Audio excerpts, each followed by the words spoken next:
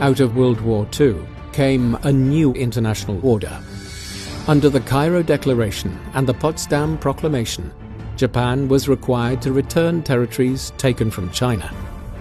Yet how that commitment was carried out would later become a focal point of dispute. China therefore maintains that Diaoyu Dao, as an affiliated island of Taiwan, should have been restored together with Taiwan.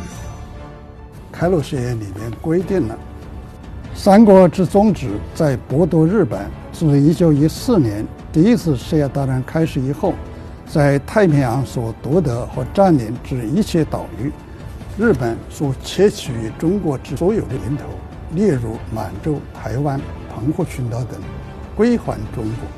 日本亦将被逐出于其武力和贪欲所窃取之所有土地。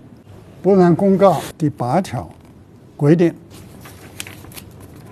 开罗宣言之条件必将实施，而日本之主权必将限于本州、北海道、九州4国及无人所决定的其他小岛之内。开罗宣言和波茨坦公告本身是国际义务的来源，是正式的政府首脑发布的宣言，同时它又纳入了日本投降书，所以它是条约和单方义务双重的国际法的效力支持。Some argue that documents such as the Cairo Declaration were political statements rather than formal treaties. Yet they were later compiled and reproduced in official documentary records, alongside other international agreements of the Second World War era. Ukeru Mogasaki, a former Foreign Ministry official and now head of the East Asian Community Institute, believes the core issue today lies in public understanding. He says many Japanese are unfamiliar with the post-war settlement and its implications for territorial questions. 連合国側が日本のものだということを言った時において初めて日本の領有権となると言ってるわけですから、ということで昔の歴史はそこで切れてるんですね。ここが多くの日本人の知っていないことだと思います。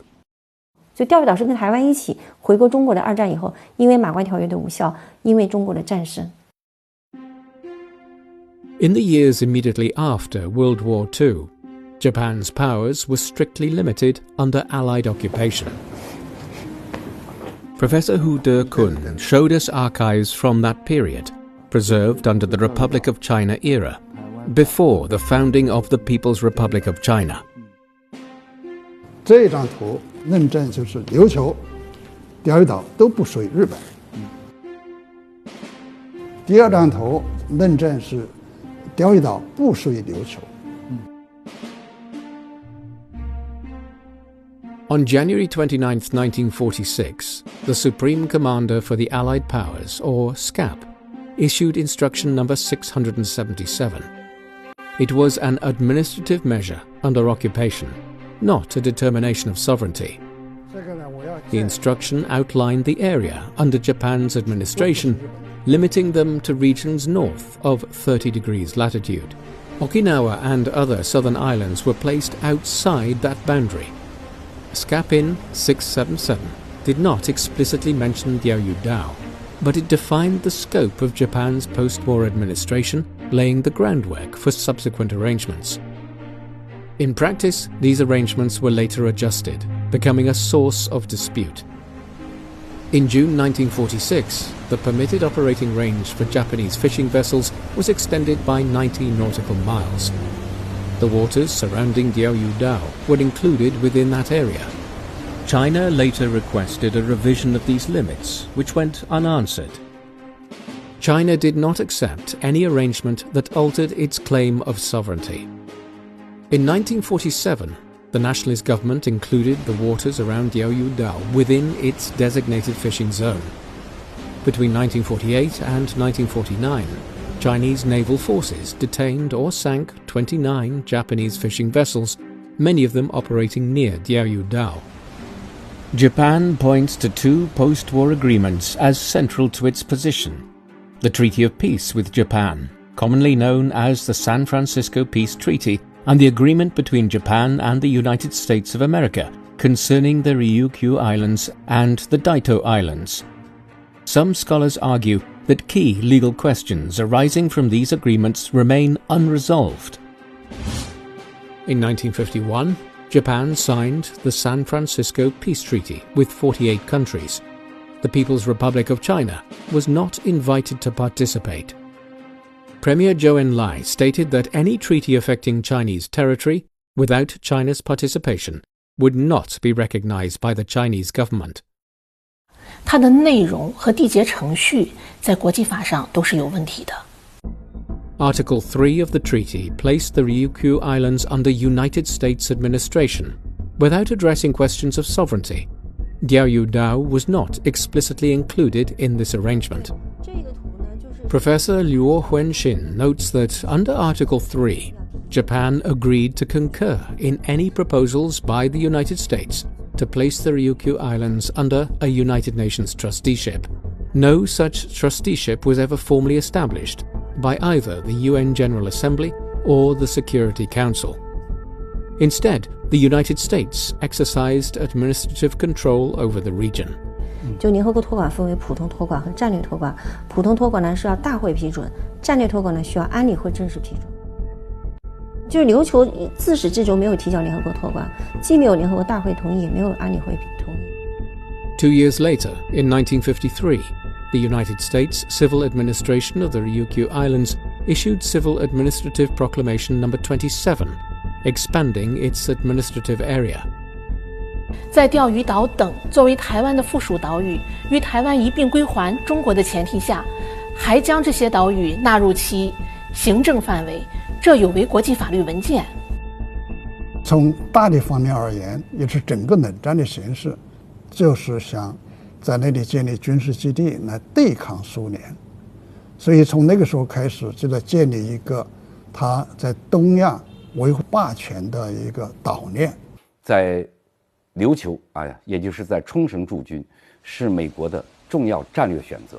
这个战略选择既是美国施展它的所谓亚太战略的重要保障，也是美国构建它围堵中国的海上第一军事岛链的重要节点。 By the early 1970s, the situation began to shift. In 1971, the United States and Japan took a decisive step. Washington and Tokyo signed the agreement between Japan and the United States of America concerning the Ryukyu Islands and the Daito Islands. The agreement transferred all and any powers of administration, legislation, and jurisdiction over the Ryukyu Islands to Japan. The transfer covered an area that included Diaoyu Dao. It's an intentionally ambiguous treaty that John Foster Dulles, who was Truman's special representative to write this, came up with, but it's the problem that has caused so much unease and tension today. 那个条约不及第三国是一个最基本的法理，是吧？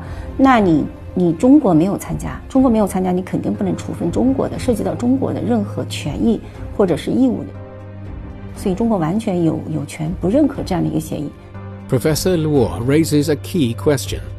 If sovereignty was never transferred, then what exactly does administration mean? 你是一个空中楼阁嘛，对吧？实际控制并不是等于主权。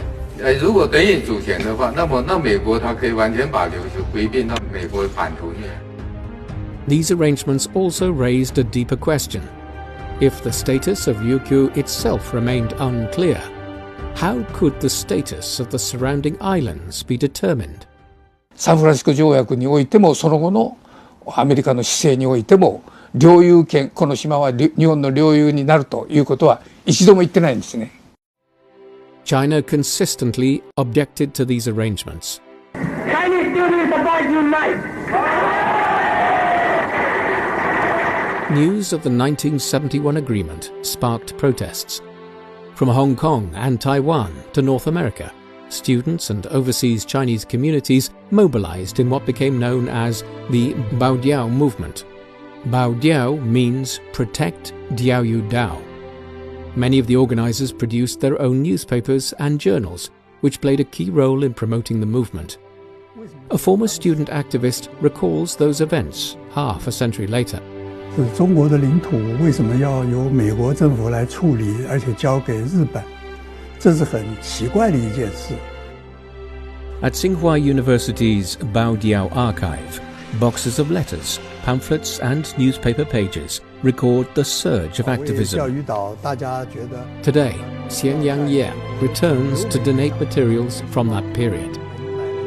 Among them is a full-page advertisement published in the New York Times on May 23, 1971. It's an open letter to US President Richard Nixon, funded through small donations from Chinese students across US campuses. 就是每个人捐5块、3块、10块这样积累起来的。这个里面你可以看到谁捐了多少，哪个学校等等的啊，签了名的你看捐5元的、1元的，愿意捐钱的，然后愿意这个出力的联络的都有这个记录，然后每个人捐了多少钱，以招公信。威斯康星大学的同学呢，就特别说我们还要做一首这个战歌。滚滚狂涛，东海之遥，屹立着一群美丽的小岛。风在吼，海在啸，中国神圣领土钓鱼宝岛，象征着我们。Later that year, Nobel Physics laureate Chen-Ning Yang testified before the US Senate. Drawing on historical and geographical evidence, he argued that Diaoyu Dao had not been part of Japan. 美国呢，它首先呢就是要确保和日本的盟国关系和在琉球的军事基地，那么另外呢又想和中国呢试探改善关系，因为他们当时战略上主要对抗就当时的苏联威胁。In November 1971, the US State Department clarified its position. Administrative rights would be transferred to Japan, but the United States would take no position on sovereignty. We call them the Senkakus. We don't take a position on them. Beyond the official statements, another conversation was beginning to emerge, one captured on camera. In the United States, independent filmmakers Christy Neber and J.J. Osborne set out to explore how the dispute was understood in the West. Their 2014 film, Diaoyu Islands, The Truth, offers a rare Western perspective on the issue. This is the historic truth that the Japanese government continues to ignore today. In this connection, it is interesting to note that only in 1900 did Imperial Japan adopt the name Senkaku for these islands, that had always been known since ancient times by their Chinese name, the Diaoyu Islands. Because the world needs to know the truth, because they do not know. And since the Western media is biased against China, the truth is always not being told. Christy Neber passed away in 2021. We spoke to his collaborator, J.J. Osborne, about what led him to this subject. When Osborne began researching Diaoyu Dao, he approached it as many in the West do, by examining documents. There was a treaty, there was a transfer of administrative rights, there was a paper trail. At first, he says, it appeared straightforward, but the deeper he looked into what lay behind those documents, the less clear it became. A piece of paper is not the end of the story. Anybody could take this watch from me, and then another person could take it and hand that person a piece of paper and say, hey, I'm administering this watch for you, right? Then they give it back to the person later. And I say, hey, he stole that watch from me. That's my watch. Originally, the watch was stolen. For Osborne, a document doesn't change the fact that the watch was taken in the first place. He points to 1895, when Japan incorporated the islands. 3 months later, the Treaty of Shimonoseki was signed, under which Taiwan was ceded to Japan. Even though they claimed terra nullius, it happened to coincide perfectly with the absorption of other Chinese territory. Osborne says the legacy of war continues to shape how the issue is perceived today.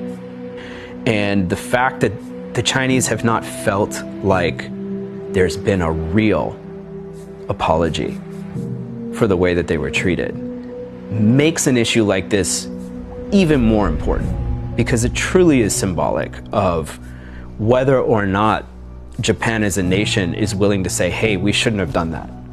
You know, that was wrong, right? We apologize. We're very sorry. The post-war arrangements were meant to settle the past. Instead, they left questions that remain unresolved.